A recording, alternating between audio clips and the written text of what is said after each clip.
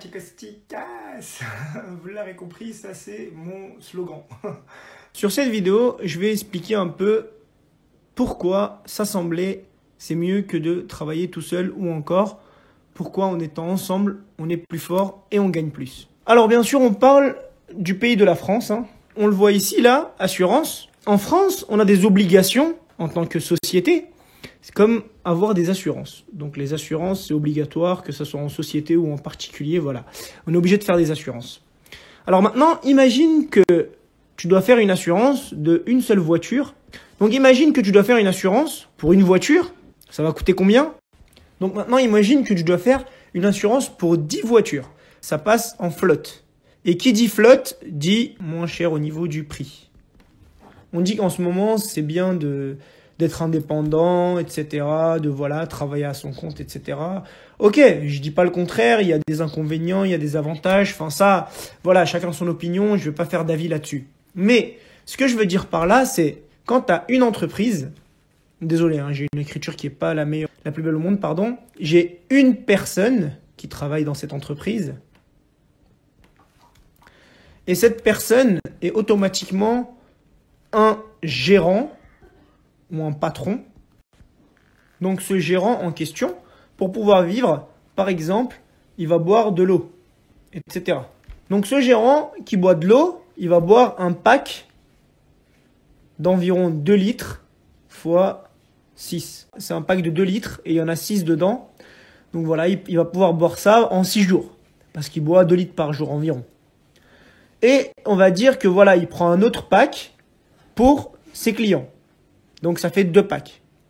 Et ça, les packs d'eau, le coca et tout le reste, il va pouvoir le déclarer comme des charges pour la société.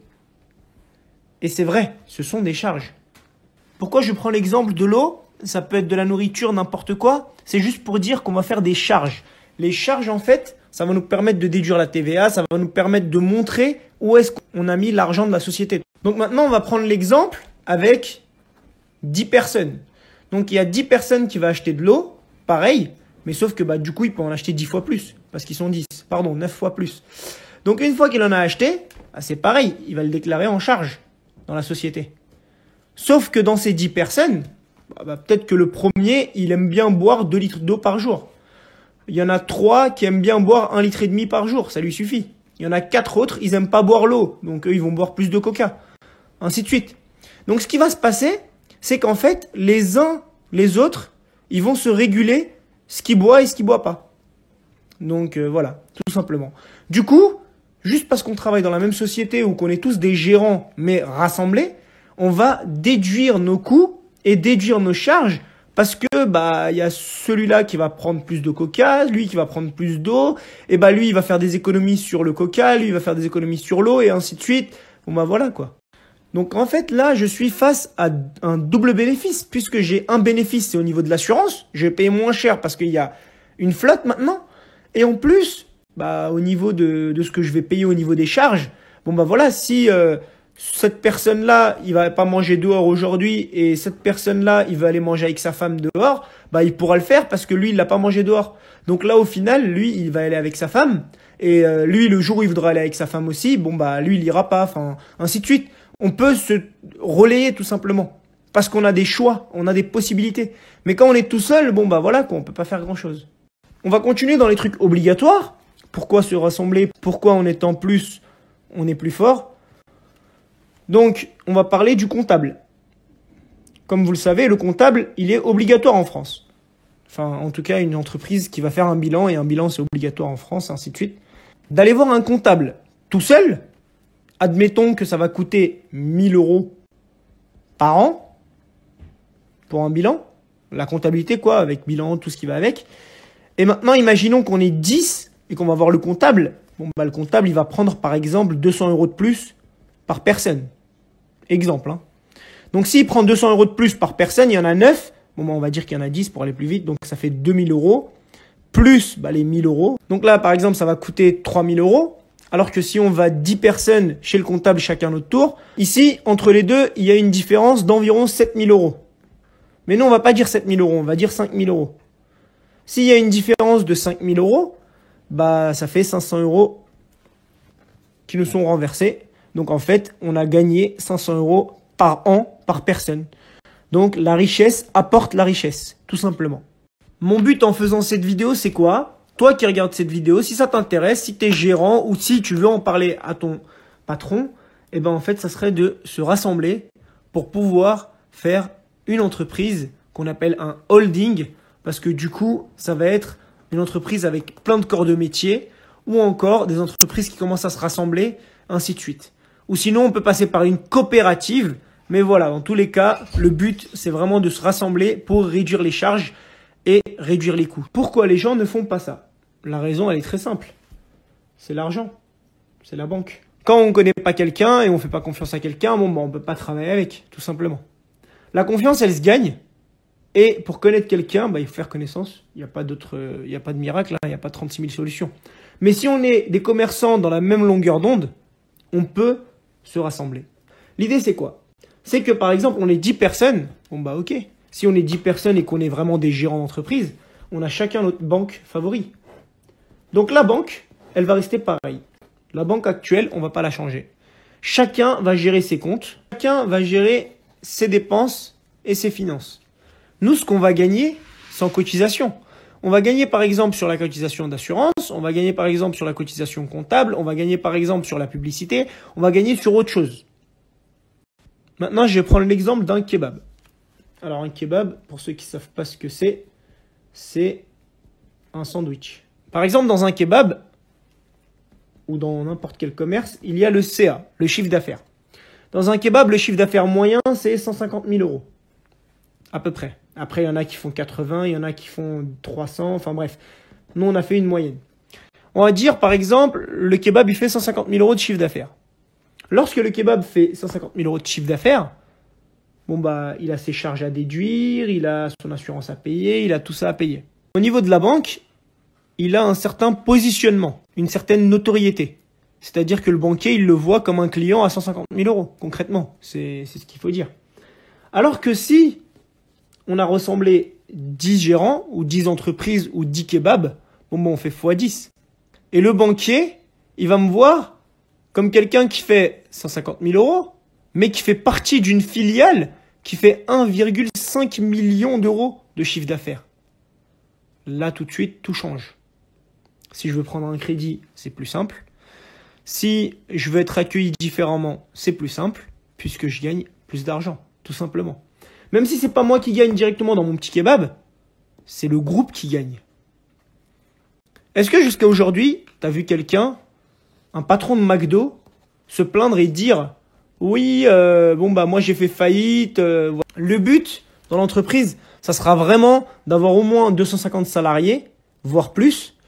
Et quand on va dépasser ce seuil, on va pouvoir faire beaucoup de choses. On va faire par exemple ce qu'on appelle l'aide au logement.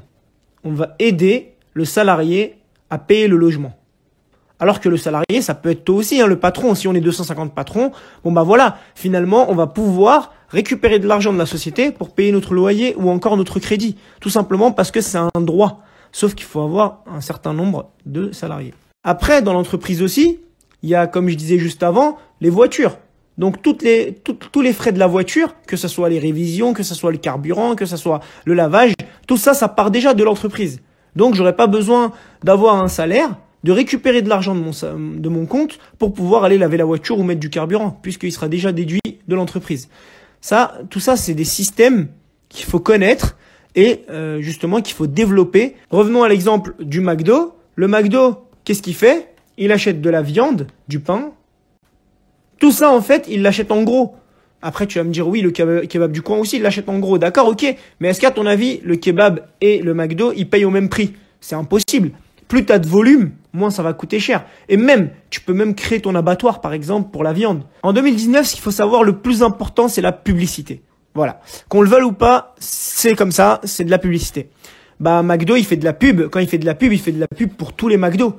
Alors que toi, quand tu fais de la pub pour ton kebab, tu peux pas en faire un très grand nombre. Ou encore pour le bâtiment. Voilà. C'est ça la différence. Après, on va pouvoir ouvrir un CE.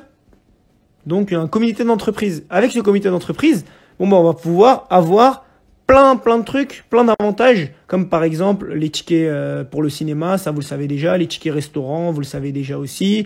Après, on va pouvoir faire des voyages. Bon bah voilà, c'est l'entreprise qui va payer. Et en fait, l'entreprise, c'est quoi? C'est nous, c'est notre argent, tout simplement. Après, on va aussi faire des ouvertures de postes. On va créer des postes que actuellement tu peux pas avoir dans ton entreprise avec le nombre d'effectifs que tu as. C'est par exemple une secrétaire. Pardon, j'écris vite, mais voilà. Après, tu peux avoir un comptable en direct. Tu n'auras plus besoin de le payer. Tu auras aussi un commercial qui va te faire de la publicité et ainsi de suite. Allez, c'est la petite minute de publicité. Je parle de moi et je vais parler aussi d'une entreprise. Donc, DJ Firat Paris, c'est moi. Si tu adhères avec ce projet ou voilà, tu veux faire partie de la communauté, eh ben, tu peux me contacter. Il y a mon numéro de téléphone, il y a mon mail, etc. Mais c'est surtout sur WhatsApp que tu pourras me contacter parce que si je reçois, pour l'instant ça va, mais si j'ai 1 million d'abonnés et que tout le monde m'appelle, bon bah voilà, j'aurai toujours accès aux messages sur WhatsApp, je pense en tout cas, ou au mail. Mais ce que je veux dire par là, c'est imaginons, il y a 2 DJ dans mon entreprise. S'il y a 2 DJ dans mon entreprise, bah c'est simple. Soit il y aura 2 mariages le jour même, soit on va se partager. Un mariage, ça sera à toi. Le deuxième mariage, ça sera moi, tout simplement.